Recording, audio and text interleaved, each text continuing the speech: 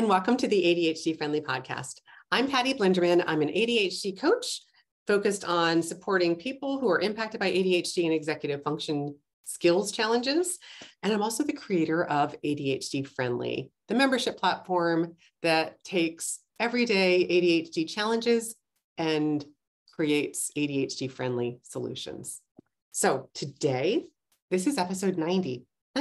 My trusty and faithful assistant, Becca, is here with me to help me to keep my energy going while I'm sharing the content for today's episode. And Becca, you know what episode 90 means? Special POM episode. It's a special episode. So every 10th episode, I focus on just sharing some information on how to start or connect to or build on your personal owner's manual, a POM, P-O-M. So we're going to be talking about that today. But let me give you an overview of what else we're going to cover. So I've got a celebration from the garden, which I'm really excited to share. I have an ADHD friendly tool that I'm going to share, and this is based on the book that I read, Life in 5 Senses by Gretchen Rubin. So I have one of her tools that I'm sharing that I find very ADHD friendly. Love Gretchen. And then I'm going to share overall the topic today focused on your POM, but specifically how to start a POM with your child. So if you have a kiddo that is in your life that you would like to support them to start their own owner's manual, I'm going to share some tips on just how to get started. And then, as always, some highlights for what's coming up next week in ADHD Friendly. But let's start, as we always do, with a celebration. And guys, if you're new to the podcast, I start with a celebration because it creates energy. And it's something that if you have ADHD brain wiring, we tend to dismiss the little small wins in our life. And I always want to highlight how starting with celebration creates energy, but it's also important to capture those wins. So I'm going to tie to this win and how you might use it in a personal owner's manual for your child. But let's start with my celebration. And that is, I started my veggie garden. I don't remember if I mentioned it all on the podcast that I did that. It may have been a celebration earlier that I planted my vegetables. Mm-hmm. And if so, I'm sure I've shared, I am not good at keeping things alive. So in the ADHD world, it falls nicely in the implementer finisher model. And that's a model by Dr. Dotson, where he says, we're often good at one thing, not the other. So an implementer is that starter where we like to plan, we like to, kind of get things in motion, but we don't want to come back and finish it. And so if you're stronger in implementation, you want to find finishers to help just, increase the chances you're going to succeed. Because if you're asking yourself to do both and you're only strong in one, you're basically setting yourself up to get pretty frustrated. I myself am a good implementer. A lot of people with ADHD are good implementers. So if that's you, this will resonate with you. It's July. My veggies are still alive. They're always dead by now. I usually can keep them going for 4 or 5 weeks. We're at like 7 weeks now, and they're still alive. And not only are they alive, Becca, this has never happened. I've been trying to grow an edible vegetable pretty consistently, let's say for 15 years. It's been longer than that, but let's just say 15. Just to be on the conservative side. I've had my dogs eat my garden. I've had rabbits eat my garden. I've killed it myself more times than that. Like that's only probably 3 of those 15 times. The rest are just all user error, where I have good intentions. I don't tolerate the heat well, it gets hot. I'm done. They just shrivel and die. The next time I go check on them, I'm like, oh my gosh, I totally forgot. So the ideal system would be a self-watering system that I didn't have to worry about it. I don't have that. I'm my self-watering system, but I want to celebrate that so far they're still alive. And I have to say, because my tomato plant, and so guys, if you're listening to this, I invite you to check my YouTube channel, ADHD Friendly Podcast, for all of the access to the pictures that I'm sharing in this episode. So if you look closely, so these are the first little tomatoes to show up. There's 2 down here. And this week, there's 2 more way up here. I've got 4 tomatoes growing. Woo-hoo. This is so sparkly. I go out and look at them at least once a day. And because I'm looking at them, I remember to water them. And I bought a new watering can at an estate sale that holds like 3 gallons of water. Heavy to carry, but I don't have to make as much trips back and forth. Very sparkly. So that is my tomato plant, and something could come along and eat it. I've heard a lot of people talk about deer. We don't have a lot of deer that I've seen around here. So I'm hoping, because they're in pots and they're raised, rabbits won't be able to get to it. So fingers crossed, I might have an edible vegetable for the first time. But this is the furthest I have gotten without killing them. And the other is, this is another little raised bed. And these are green peppers. And this one larger one is cucumbers. Ooh. Nothing vegetable related yet, but look how green they are. And they're getting big. And there are flowers. You can see tiny little flowers coming out on the peppers. And I want to say I saw a flower on the cucumber, but it's not showing up on the picture yesterday. So there's potential. So my celebration is, I keep trying. So this is a strength of perseverance, which is actually one of my lowest character strengths, but I like to collect evidence that I still have it as a strength and what allowed it to work as a strength for me in my personal owner's manual. So I'm going to be talking about that in a second. In fact, I'm going to ask you to remind me of that because I don't think I made a note to tie that specifically together when I talk about a child's palm. Okay, so that's my celebration. The tool I want to share this week is also very sparkly. So in Gretchen Rubin's new book, Life in Five Senses, she talks about how you can really engage with the world more if you are using your five senses to do that. And she has a little quiz that you can go and see what's your underused sense, and just some nice little, I think, very ADHD friendly exercises and little things that you can do to engage your senses more intentionally. And the one that I'm going to share today is called a five senses portrait. Did I talk to you about this? No. Okay. So a five senses portrait is basically a portrait of someone based on what you know about them through the senses. You can do this for yourself. I found this very sparkly to do. I lost my dad last year and my mom a number of years ago. And so I did a five senses portrait for each of my parents. Aww.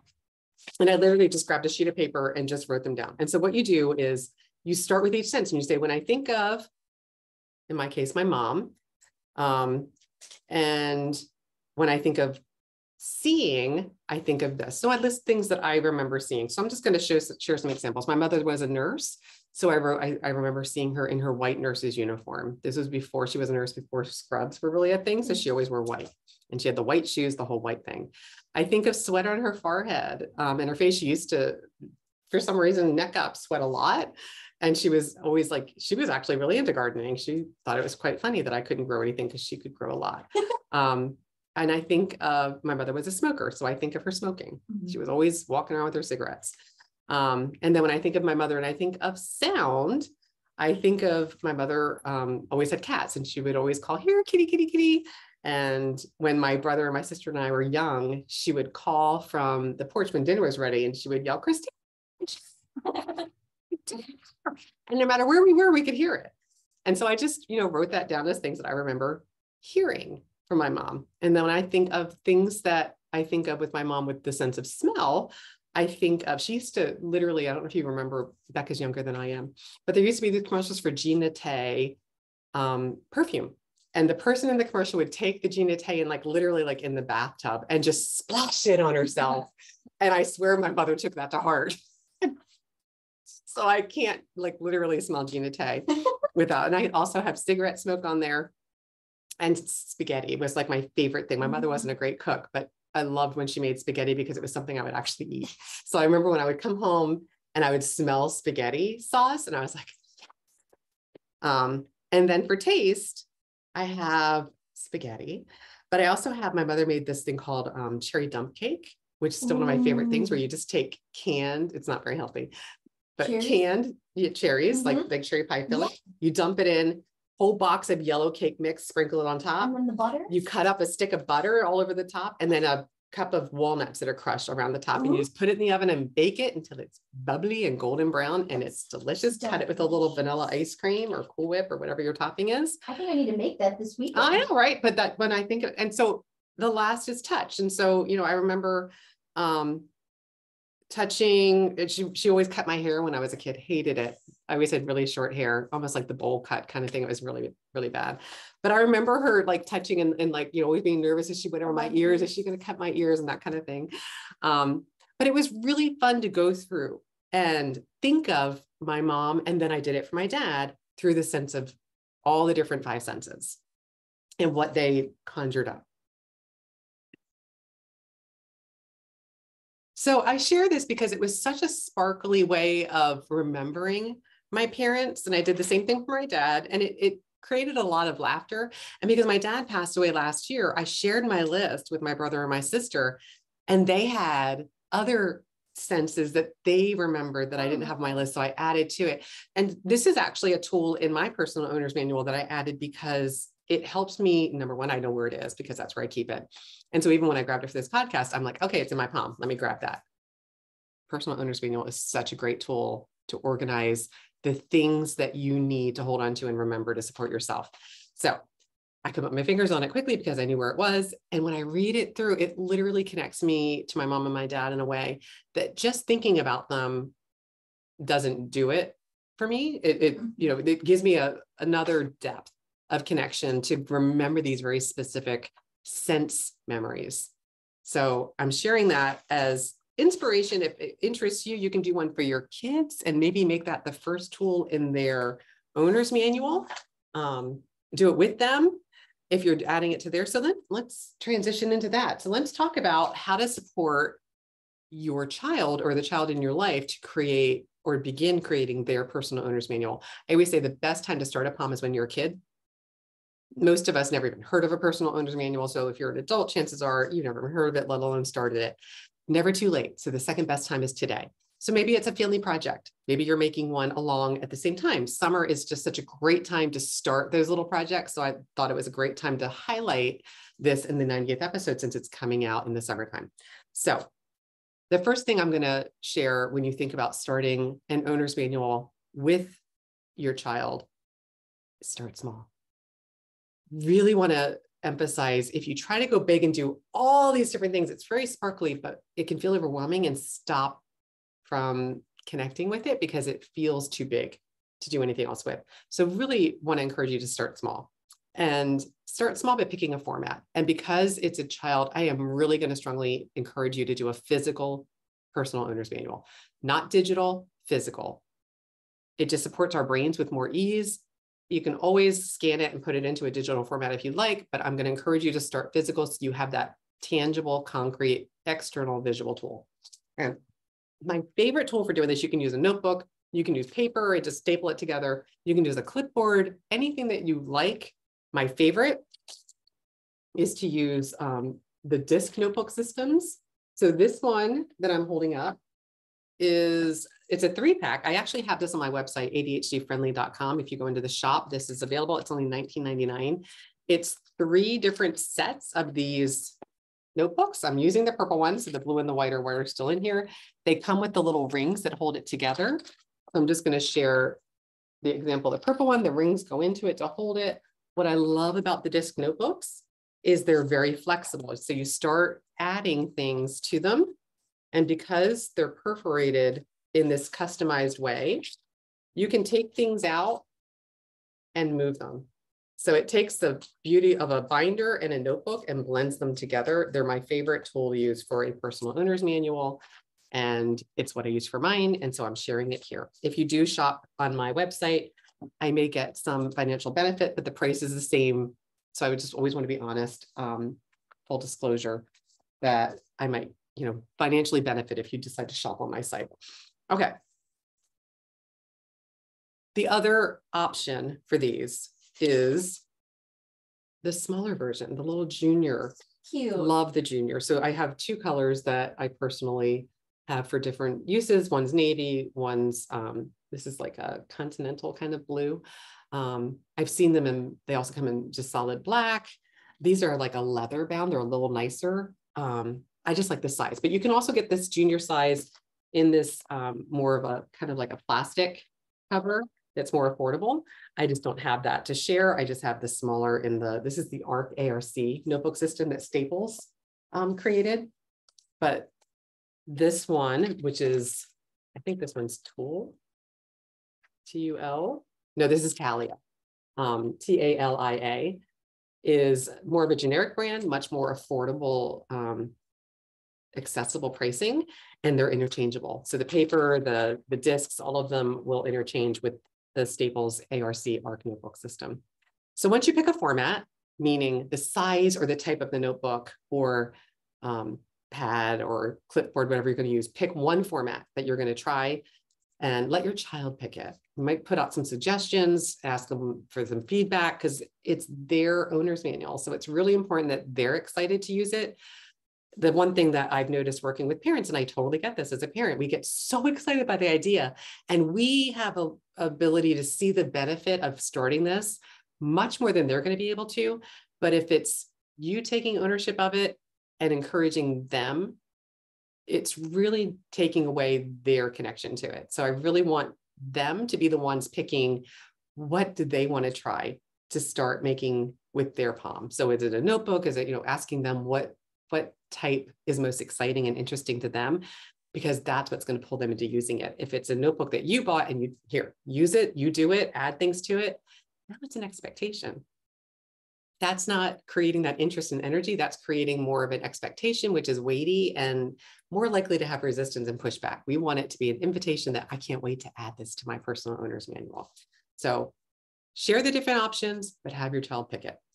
And then the next is to pick one area to focus with. So I already said how important it is to start small. Becca, I know the temptation. I want to have it all in there.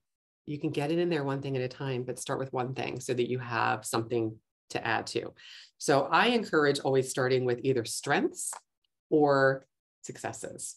And so I'm going to start by highlighting strengths. When you think about things that you're naturally strong at, we tend to discount them and not give them the same weight because they just come easily. But they're the things that we need to hold on to and remember, because with ADHD brain wiring, we tend to hold on to those negatives much more strongly, and we don't acknowledge the strengths that we have. So starting with strengths is really important to acknowledge and remember. And we remember by adding it to our personal owner's manual. So it could be that you're just adding your strengths into your owner's manual. And a great place to start with strengths is to identify them. So if, as a parent, you might know what your child or the kid in your life's strengths are. So you might talk about like, oh, I noticed you're really good at this. You might be really good at sports or sharing or being kind. And then ask them, what do you think your strengths are? Because again, it's their owner's manual. So we want them connected to it, not just us telling them, here are your things. But another tool to identify their strengths. So there's a free survey. It's on viacharacter.org, and we'll put that in the show notes that people can find it. viacharacter.org. It's for children ages 8 to 17. If you have an older child, college student, then they would take the adult survey for 18 and up. If you haven't done it for yourself, it's a free survey. Once you take the survey, it will list, there's 24 character strengths that it targets in the survey.